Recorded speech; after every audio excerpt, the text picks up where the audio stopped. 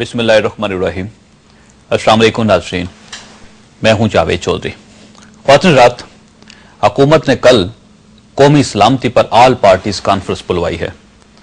इस कॉन्फ्रेंस में पाकिस्तान मुस्लिम लीग नून, मुस्लिम लीग काफ, ANP और MQM समेत पाकिस्तान की तमाम बड़ी सियासी जमातों को दावत दी गई है और अब तक 58 सियासी रहनुमाओं ने इस कॉन्फ्रेंस में शिरकत की यकीन दहानी करवाई है।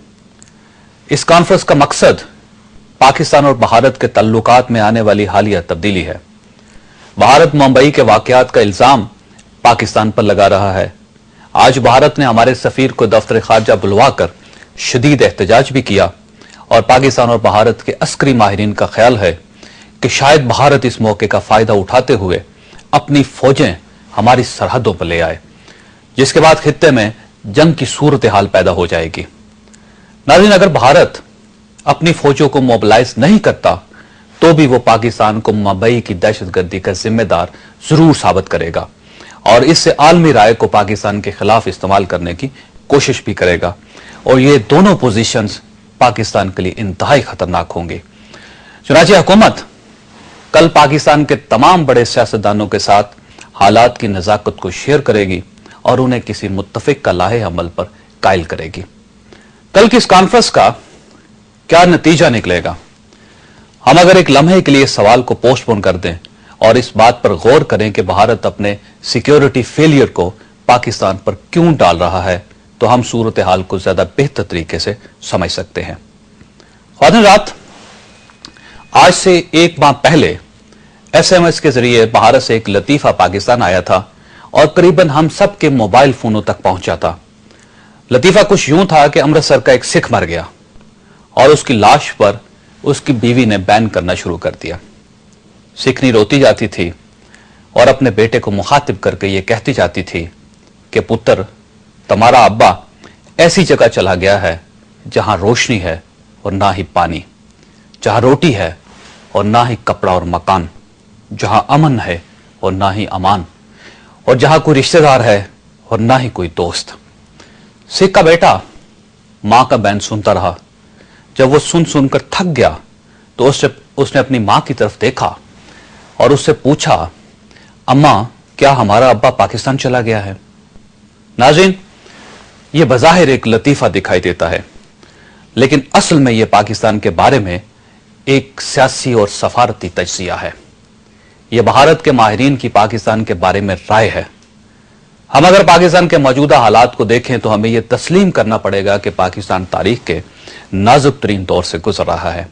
हम शदीद माशी बहरान का शिकार हैं और अगर हमें IMF कर्जा ना देता तो शायद हम इस माह तक डिफॉल्ट कर जाते। हमारी फौज कबायली इलाकों में अपने ही लोगों के साथ उलझ चुकी है। इस वक्त फाटा में हमारे 1,20,000 फौजी लड़ रहे हैं। पाकिस्तान की सरजमीन पर अमरीकी ड्रोन्स रोजाना आते हैं, मिसाइल दागते हैं और आराम से वापस चले जाते हैं और हमारे पास सब्र के सिवा कोई चारा नहीं होता। पूरा मुल्क खुदकुश हमलों की लपेट में है। हमारी हुकूमत क्रेडिबिलिटी के शदीद बहरान का शिकार है। वकला चीफ जस्टिस की बहाली के लिए सड़कों पर लड़ रहे हैं। पंजाब में पाकिस्तान पीपल्स पार्टी और मुस्लिम लीग नून का इत्तेहाद खतरे में है। महंगाई कंट्रोल से बाहर हो चुकी है। अफरात-ए-ज़र नाकाबिले बर्दाश्त हो चुका है। बैरूनी सरमायाकारी रुक चुकी है। लोड शेडिंग और लॉ एंड ऑर्डर खतरनाक हद को छू रहा है। कौम शदीद मायूसी में मुब्तला है और हमने खौफ और समझौते को अपनी कौमी पॉलिसी बना रखा है। लिहाजा इन हालात में पाकिस्तान एक ऐसा मुल्क बन चुका है कि सिख का बेटा अपनी मां से यह पूछने पर मजबूर हो जाता है कि अम्मा, अब्बा मरने के बाद पाकिस्तान तो नहीं चला गया। पाकिस्तान के इस इंप्रेशन के दौरान नाज़रीन, जब मुंबई में दहशतगर्दी के वाकयात पेश आते हैं तो भारत इन वाकयात को पाकिस्तान से पिछले 60 सालों का इंतकाम लेने का सुनहरी मौका समझने लगता है। चुनांचे भारत ने मुंबई की दहशतगर्दी का मलबा पाकिस्तान पर फेंकना शुरू कर दिया और यह हकीकत है नाज़रीन के मसाइल में घिरे इस मुल्क के लिए यह वार इंतहाई खतरनाक साबित हो सकता है। लेकिन यहां पर यह सवाल पैदा होता है कि इस वार से पाकिस्तान को कौन बचा सकता है? नाज़रीन, इस खतरनाक वार से पाकिस्तान को सिर्फ और सिर्फ कौम का इत्तेहाद ही बचा सकता है। یہ سیاستدان ہیں جنہوں نے اگر کل ایک دوسرے کے ہاتھ میں ہاتھ ڈال کر یہ اعلان کر دیا کہ ملک کی دفاع پر ہم سب ایک ہیں، اگر قوم نے ملک کے نام پر ایک اپنے سیاسی اور نظریاتی اختلافات بھلا دیے تو پاکستان تو بھارت کی سازش نہ صرف ناکام ہو جائے گی بلکہ یہ پاکستان کی سلامتی اور ترقی کے لیے بڑی اہم ثابت ہوگی، کیونکہ اس کے نتیجے میں ناظرین قوم ایک بار پھر اکٹھی ہو جائے گی۔ حضرات، کیا حکومت کل تمام سیاسی جماعتوں کو اعتماد میں لینے میں کامیاب ہو جائے گی؟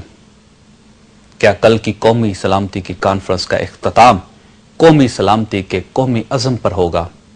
اور آج کراچی میں دہشت گردی اور ہنگامہ آرائی کو 3 دن ہو چکے ہیں۔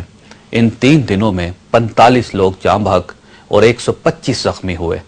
ان ہنگاموں کے پیچھے کون ہے؟ کیا یہ مبئی کے سانحے کا نتیجہ ہے؟ اور حکومت کراچی میں امن قائم کرنے میں کامیاب کیوں نہیں ہو رہی؟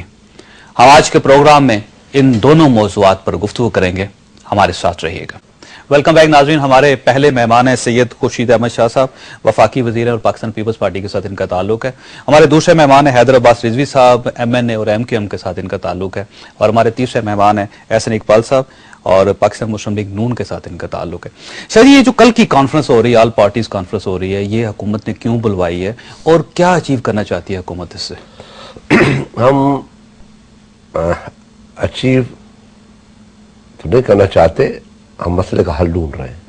ٹھیک ہے، کوئی ہمارا ایسا مقصد نہیں کہ ہم اس کانفرنس سے حکومت کو کوئی فائدہ ہو۔ ہمارا فائدہ وہ ہے جو اس ملک کے لیے فائدہ مند ہو۔ ٹھیک، اور یہ پاکستان کی جتنے بھی پولیٹیکل پارٹیز ہیں، ان موجودہ حالات میں ہم ان کو اعتماد میں لینا چاہتے ہیں، کیونکہ کبھی کبھی ایسی باتیں ہو جاتی ہیں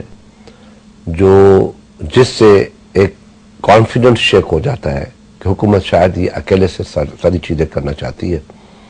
اور اس وقت حالات پاکستان کے ایسے ہیں کہ پہلے بھی ہم نے کوشش کی ہے، ہر وقت کوشش کی ہے کہ ہم اپوزیشن کو ساتھ لے کے یا دوسرے جو باہر جماعتیں ہیں ان کو اپنے ساتھ لے کے اپنا موقف ان کے سامنے رکھیں اور وہ اس پہ کیا رائے دیتے ہیں، کیونکہ عام حالات میں بھی یہ بات کی جاتی ہے کہ عقل کل خلق خدا ہے، ایک شخص نہیں، یا صرف حکومت ہی کوئی فیصلہ کرے وہ صحیح نہیں ہوتا۔ اچھا، بھارت کی طرف سے کوئی خطرہ آپ کو محسوس ہو رہا ہے؟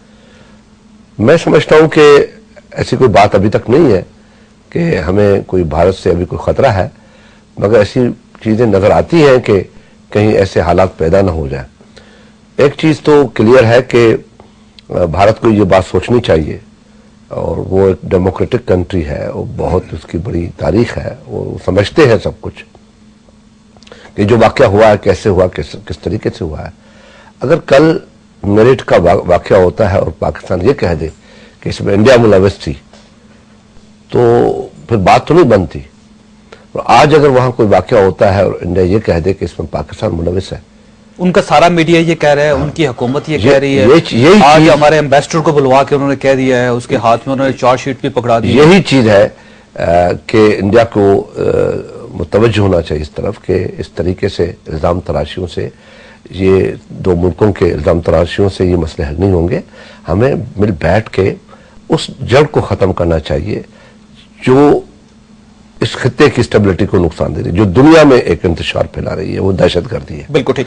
حیدر عباس رضوی صاحب، آپ بتائیے کہ MQM کا کیا موقف ہے؟ کیا کل آپ کی پارٹی آئے گی اس کانفرنس میں اور وہ کیا موقف پیش کرے گی وہاں پہ؟ یقیناً MQM دیگر تمام جماعتوں کی طرح اس کانفرنس میں شرکت کرے گی اور بھرپور انداز سے شرکت کرے گی، اور ہم اپریشیٹ کرتے ہیں حکومت کے اس اقدام کو کہ جتنے بھی قومی امور ہیں، سوائے اس ایشو کو نہیں، دیگر بھی تمام جہاں قومی امور اگر زیر بحث آتے ہیں تو اس کا طریقہ کار یہی ہونا چاہیے کہ تمام جماعتیں آن بورڈ ہوں اور پھر ان کو ساتھ لے کر چلا جائے، اور اگر کوئی اہم قومی مسئلہ ہے تو اس پر ایک مشترکہ حکمت عملی جو ہے وہ ترتیب دی جائے، اور MQM بھرپور سپورٹ کرتی ہے اس بات کو۔ اور انشاءاللہ کل جب پرائم منسٹر صاحب پوری کانفرنس میں جو بھی اس کے مندوبین ہیں ان کو جب اعتماد میں لیں گے تو پھر ہم بھی اپنا موقف ان کے سامنے رکھیں گے۔ بالکل۔ احسن صاحب، یہ بتائیے کہ اس کانفرنس سے آپ کی کیا ایکسپیکٹیشن ہے؟ دیکھیے جاوید صاحب، جو بامبے کا واقعہ وہ بڑا افسوسناک تھا۔